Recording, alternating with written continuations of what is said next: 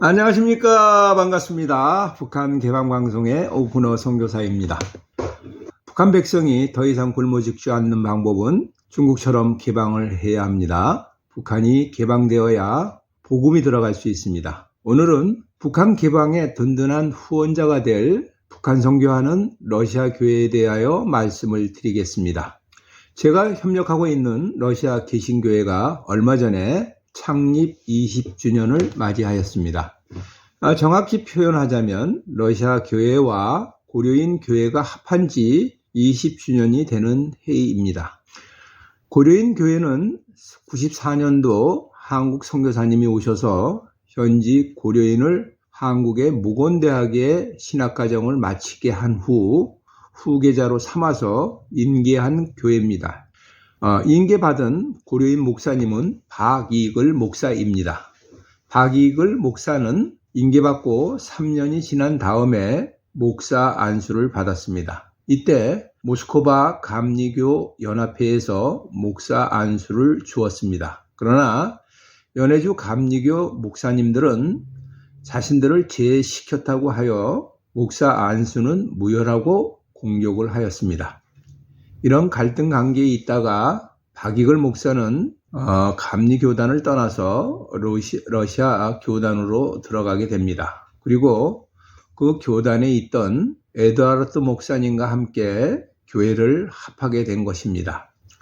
박이글 목사는 교회를 인계받았지만 자급자족하라고 하면서 일체의 지원비가 끊겨졌습니다. 그러므로 목사 사례비도 받지 못하고 겨울철 난방비도 겨우 지불하는 형편이었습니다. 한국에서는 예배당 건물만 확보하면 개척이 끝난 것으로 알지만 추운 선교지에서는 난방비가 문제가 됩니다. 특히 중앙 난방 시스템에서는 더 문제가 됩니다. 배관을 얼리지 않기 위하여 실내 온도를 계속 유지하여야 하기 때문입니다. 2003년 가을에 박이글 목사님이 러시아 교회 애직 목사님에게 교회를 인계하고 한국에 갔다는 소문을 들었습니다. 저는 이 소식을 듣고 한국 선교사가 개척하여 현지 목사에게 위임한 교회가 무엇이 문제가 된 건지, 무엇이 잘못된 건지를 알아보려고 교회를 방문하였습니다. 나중에 알았던 사실인데 박이글 목사는 한 교회의 목사가 2명이 함께 인도하면 지도력에 혼선이 생기면 안 된다고 생각하여 모든 것을 애직 목사에게 맡기고 그는 한국에 간 것입니다.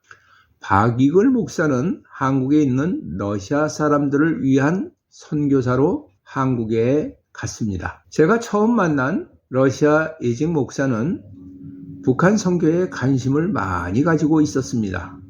성도들과 함께 정기적으로 북한 지역을 비전 트립을 다니기도 하였습니다. 북한 선교에 많은 관심을 가지고 있었습니다. 러시아 교회는 개척하면서 알코올 마약 중독자를 위한 재생센터를 함께 시작합니다. 그리고 개척하면서 해외 선교도 동시에 진행하고 있습니다. 초대 기독교회 안디옥 교회가 그리하였던 것처럼 목회와 선교를 동시에 진행하는 선교 지향적인 교회로 개척하고 진행하고 있습니다.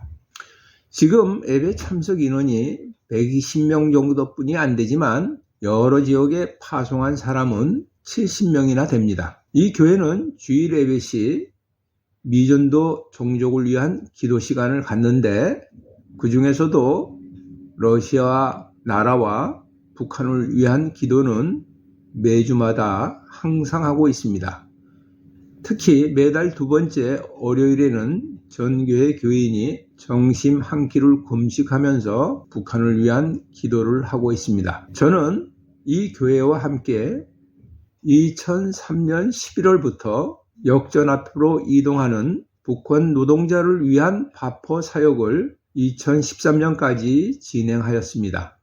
이 바포 사역을 중단한 이유는 김정은이가 등장하고 나서 북한 사람을 접촉하는 것에 대한 방해가 심해졌기 때문입니다. 처음에는 러시아 교회가 지원한 고려인 할머니 7명과 함께 저는 이 사역을 시작하였습니다. 팀장으로는 박이글 목사 어머니 로자가 저에게 많은 도움을 주었습니다. 혼자 일찍 된 로자 성도는 눈물의 기도로 박이글 목사가 회심하였고 한국에 유학도 보냈습니다. 박이글 목사는 애아들입니다. 저는 러시아 사람을 선교하러 왔지만 하나님은 오히려 저를 러시아 교회를 통하여 협력하여 북한 선교에 동참을 시키셨습니다. 제가 북한 선교 20년 동안 잘 할 수 있었던 것은 돔지진 교회의 협력이 없었더라면 할 수 없는 일입니다. 한국에 선교사로 간 박이글 목사는 러시아 형제들을 재우고 말씀으로 훈련시키는 사역을 하였습니다. 박이글 목사는 낮에는 건설 현장에 일을 하고 저녁에는 사역을 하였습니다. 그가 아르바이트하여 버는 돈은 한 푼도 러시아의 가족에게 제공하지 않고 형제들을 위하여 다 사용하였습니다. 러시아 목회자들은 대부분 교회 할애를 받지 않고 직접 일을 하여 교회를 운영하고 있습니다. 요즘 한국에도 그런 목회자가 많이 늘어나고 있다고 생각이 됩니다. 대리운전, 택배, 인테리어 이런 직업을 갖고 목회하는 목회자들이 있습니다. 한국에서 2006년도에 외국인 노동자에게 자진 신고하고 출국하면 불법 체류에 대한 죄를 묻지 않고 벌금도 내지 않고 다시 입국하는 것을 막지 않겠다고 하는 제도를 시작하였습니다. 이러므로 러시아 불법 체류자들이 자진 신고하고 일제히 출국하는 바람에 한국에서는 더 이상 러시아인들을 위한 사역을 하지 못하고 박이글 목사는 다시 러시아로 들어왔습니다. 그리고 그는 몽골 자치주인 깔무키로 선교사가 되어서 가고 그 후에는 러시아 해교 지역인 다게스탄 키르기스로 선교사로 2018년까지 사역을 하였습니다. 참고로 러시아 안에 선교지에 갈 때에는 생활비나 사역비를 지원하지 않습니다.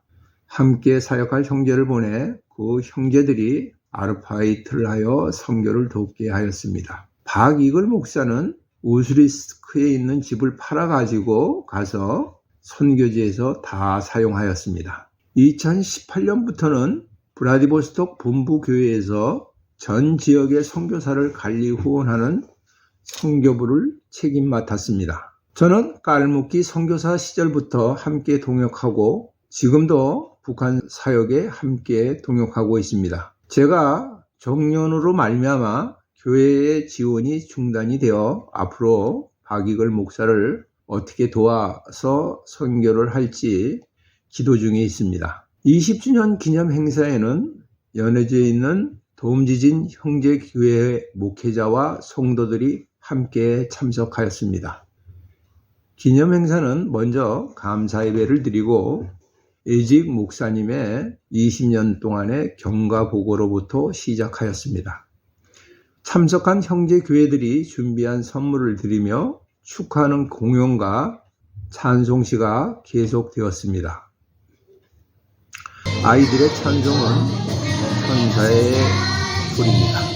먼저는 블라디보스토크에서 형제들이 많이 와서 공연에 참여하였습니다. 그 다음에는 알점교회, 그 다음은 라오드카 교회입니다. 그 다음에는 빨치산 교회였습니다. 빨치산 교회의 선물은 케이크는 마치 옛날 그림 성경책과 같습니다. 이 케이크에 묘사된 말씀은 요한계시록 10장 10절서부터 11절 말씀입니다. 이 두루마리의 말씀이 많은 백성과 나라에 전파되리라. 그리고 이 케이크는 요한복음 15장 5절 포도나무 비유에 대한 말씀입니다. 나는 포도나무요 너희는 가지이니. 그 다음에는 알센니프 교회입니다. 알센니프 교회의 책임자는 자신은 북한 사람을 매우 사랑한다고 합니다. 북한을 위한 기도를 많이 하고 지금도 북한 노동자와 교류하는 사람입니다. 그 다음에는 시비리치바 교회입니다. 시비리치바 교회에서는 선국을 준비하였습니다.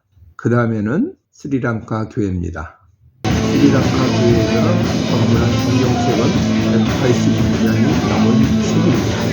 이 10주년 기념 행사에 참여한 모든 다른 교회들도 북한을 위하여 기도하는 교회입니다. 도움지진 교회로부터 러시아 전체 교회가 북한을 위하여 기도하는 교회가 되기를 바랍니다. 저의 사명은 이분들에게 북한 개방을 위하여 계속 기도를 부탁하는 것입니다. 북한 백성을 구원하는 일은 중국처럼 북한이 개방되는 일입니다. 러시아 교회도 이렇게 북한을 위하여 기도하는데 우리가 북한을 위하여 기도를 게을리 할 수 있겠습니까?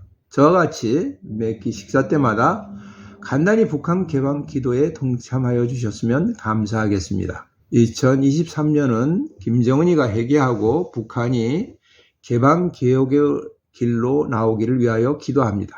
지금까지 경청하여 주셔서 감사를 드립니다. 이 방송을 듣고 공감하시면 주변 사람들과 공유하시고 전달하여 주시기 바랍니다. 방송을 듣고 느끼신 것을 댓글로 남겨주시면 감사하겠습니다. 처음 보시는 분은 구독 버튼을 눌러주시면 출연되는 방송을 계속 보실 수 있습니다. 방송 하부에 북한 개방 방송 마크를 클릭하시면 지나간 방송도 모두 보실 수 있습니다. 저는 북한이 개방될 때까지 계속 유튜브 방송을 진행하도록 하겠습니다. 다음에 만날 때까지 안녕히 계십시오. 감사합니다. 안녕히 계십시오.